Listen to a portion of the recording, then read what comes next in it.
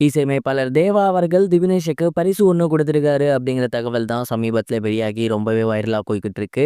என்ன நடந்திருக்கு அப்படிங்கிறது தான் இந்த ஒரு வீடியோல நம்ம பார்க்க போறோம். சரிகமப நிகழ்ச்சி முடிஞ்சு கிட்டத்தட்ட 1 மாச காலம் ஆகிருச்சு. ஆனா இப்போ வரைக்குமே கடந்த சீசன பத்தி ஏகப்பட்ட விஷயங்கள் வெளியாகிட்டு இருக்கு.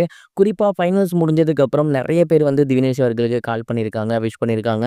அண்ட் ஒரு சிலர் அவருக்கு வந்து பெர்சனலா கிஃப்ட் எல்லாம் குடுத்திருக்காங்க.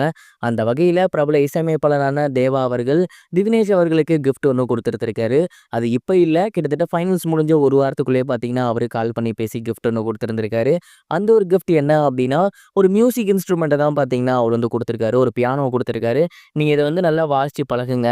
உங்களுக்கு வந்து ஒரு கடவுள் கிருபையில நல்ல குரல் வளம் இருக்கு. நல்ல இசை நாலேட்ஜ் இருக்கு. ஏன்னா, இன்னைக்கு இருக்க பாடல்கள யார் வேணா எடுத்து பாடிறலாம். ஆனா, அந்த காலத்து பாடல்கள் அதாவது எம்எஸ்வி ஐயா பாரியான பாடல்கள பாடுறது அப்டிங்கிறது ஒரு தனி ஞானம் வேணும். அந்த ஞானம் உங்ககிட்ட இருக்கு. நீங்க என் முன்னாடி நேரா பாடும்போது அன்னைக்கே நான் அத வந்து கணிச்சுட்டேன். அண்ட் அங்கேயுமே நான் அதான் சொல்லியிருந்தேன். அதுக்கப்புறம் இப்பவும் நான் அதான் சொல்றேன். ஃபைனல்ஸ்ல நீங்க தான் வின் பண்ணுவீங்க அப்படிங்கிறது எனக்கு நல்லா தெரியும். நான் நெனச்ச மாரியே நீங்க தான் வின் பண்ணியிருக்கீங்க. உங்களுக்கு வந்து அந்த இசை தாய் வந்து ஒரு நல்ல ஞானம் குடுத்துருக்காங்க. அத சங்கீதத்தில மட்டும் இல்லாம இசையிலயுமே கத்துக்கங்க அப்படிங்கிற மாரி சொல்லி, அந்த ஒரு பியானோவ திவினேஷ் அவர்களுக்கு பரிசா குடுத்துருக்காராமா. அண்ட் இந்த ஒரு விஷயத்த திவினேஷ் அவர்கள் கொஞ்சம் கூட எக்ஸ்பெக்ட் பண்ணவே கிடையாது.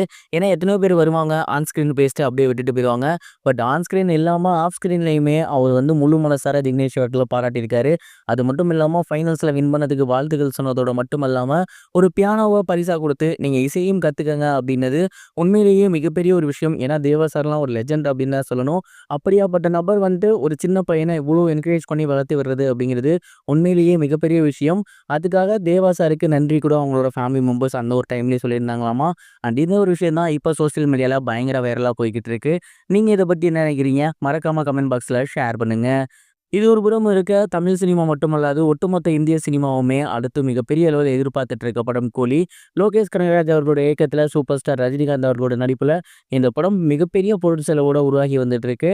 இந்த படத்தோட ஃபர்ஸ்ட் சிங்கிள் அனச்சிட்டுக்கு பாடல் சமீபத்தில் ரிலீஸ் ஆகி ரசிகர்கள் மத்தியில மிகப்பெரிய ஒரு வரவேற்பை பெற்றிருக்கு. மேலும் இந்த படம் ஆகஸ்ட் 14ஆம் தேதி ரிலீஸ் ஆக போகுது அப்படிங்கிறதையும் அனௌன்ஸ் பண்ணிட்டாங்க.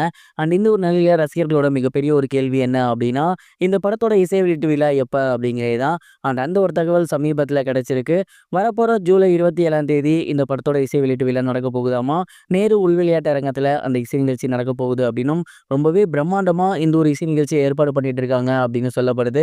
அனிருத் அவர்கள் இசை நிகழ்ச்சி நடக்க போகுது. மேலும் Lokesh Kanagaraj speech, Rajinikanth sir speech இதெல்லாம் நினைச்சாலே உண்மையிலேயே செம்மையா இருக்கு. அண்ட் இந்த படம் இந்திய அளவுல மிகப்பெரிய அளவுல எதிர்பார்க்கப்பட்டுட்டு இருக்கு.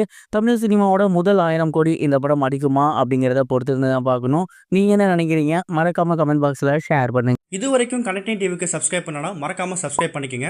உடனடி அப்டேட்ஸ் பெறுவதற்கு நோட்டிஃபிகேஷன் பெல்லையும் கிளிக் பண்ணிக்கங்க.